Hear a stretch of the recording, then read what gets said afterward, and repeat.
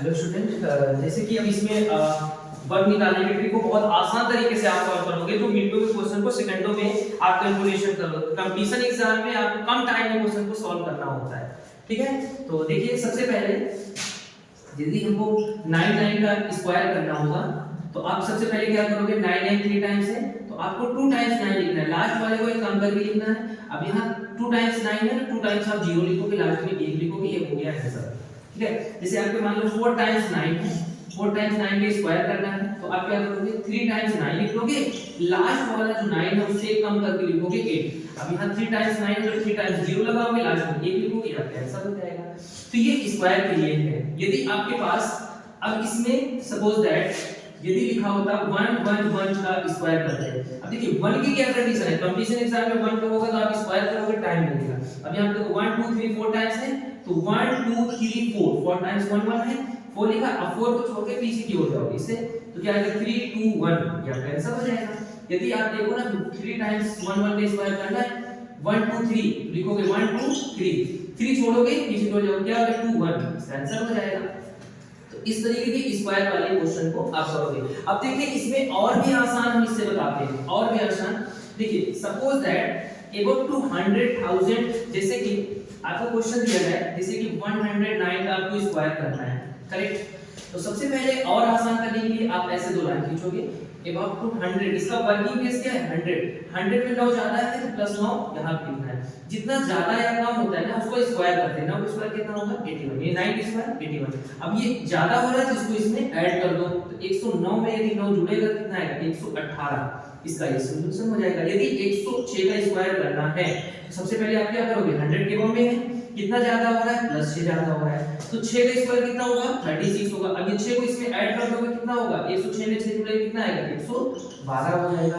अब आप कहोगे सर एक 100 से ज्यादा है, 100 से कम हो गया तो, अब यदि 100 से कम होता है, यदि आपके पास लिखा हुआ है 96 का स्क्वायर करना है तो आप ये बताओ कि 100 के फॉर्म में है कि इसका वर्किंग बेस 100 है, लेकिन 100 से अब कम है, कितना कम है -4, तो कम हो ज्यादा हो उससे स्क्वायर करो, 400 कितना होता है 16, यानी 4 + 16 हो जाएगा। अब ये कम है तो 4 इससे आप माइनस कर दो, कितना आ जाएगा 92, क्या आपका आंसर हो जाएगा।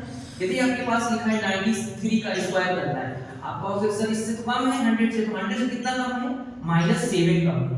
अब ये 7 कम है तब भी स्क्वायर करना है, ज्यादा था तब भी स्क्वायर कर देते हैं, कम है 7 का स्क्वायर कितना होगा 49 हो गया। अब 7 कम है, इससे 7 आप माइनस कर दो, अब 7 यदि इससे माइनस करोगे कितना आएगा 86 हो जाएगा, ये इसका आंसर हो जाएगा। बात समझ पा रहे हैं ना। तो इस तरीके के स्क्वायर वाले क्वेश्चन को सॉल्व कर सकते हो। यदि इस क्वेश्चन को, अब यदि इसमें हमें मल्टीप्लाई करने के लिए बताया, जैसे हम किसी क्वेश्चन का अभी देखिए इसमें मल्टीप्लाई कैसे करते हैं। जैसे आपके पास कोई डिजिट लिखी है, जैसे मान लीजिए 2 3 4 2 5 into 11 is equal to question mark. अब आप बताओ बेसिक तरीके से यदि आप मल्टीप्लाई करोगे तो टाइम लगेगा, लेकिन कंपटीशन में आपको ट्रिक से जल्दी से कैलकुलेशन को कर लेना है। अब देखिए कैसे करेंगे, जो डिजिट हमारे पास होगी इसका फर्स्ट एंड लास्ट, फर्स्ट क्या है 2, लास्ट क्या है 5, इसके फर्स्ट एंड लास्ट को लिखना है, स्पेस बीच में रखना है। अब ये बताइए 5 को 2 से ऐड करेंगे कितना आएगा 7 हो जाएगा, 7 को 4 से ऐड करेंगे कितना आएगा 6 हो जाएगा, 6 को अब यहाँ पे 4 को 3 से ऐड करेंगे 7 हो जाएगा, 3 को 2 से ऐड करेंगे कितना आएगा 5 आएगा, बस इसका ये आंसर हो जाएगा। तो आपको 11 से मल्टीप्लाई कैसे करोगे, जैसे आपके पास है 5 4 2 3 into 11। अब आप एक बार फिर समझिएगा कैसे मल्टीप्लाई करना है। सबसे पहले पहले वाले डिजिट आखिरी वाले डिजिट को डिस्टेंस से रखना है, पहले पहला वाला और आखिरी वाला, बीच वाला कोई मतलब नहीं। अब पहले को इससे ऐड करोगे 5 बीच में रख दो, 2 को 4 में ऐड करोगे कितना आएगा 6, 4 को 5 में ऐड करोगे कितना आएगा 9, बस ये इसका मल्टीप्लाई हो गया।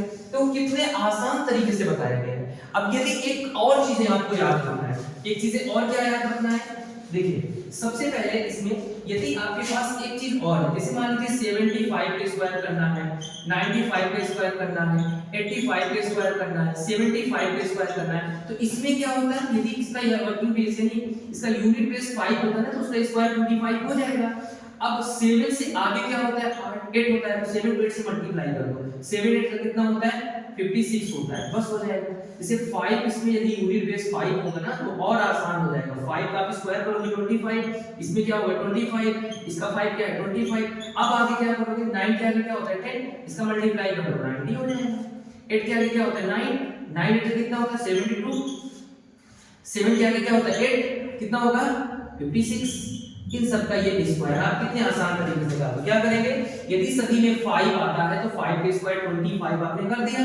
उसके बाद 7 के आगे कौन सी संख्या होती है 8, 8 को 7 से मल्टीप्लाई करना, 9 को 10 से मल्टीप्लाई करना, 8 को 9 से मल्टीप्लाई, 7 को 8 से मल्टीप्लाई।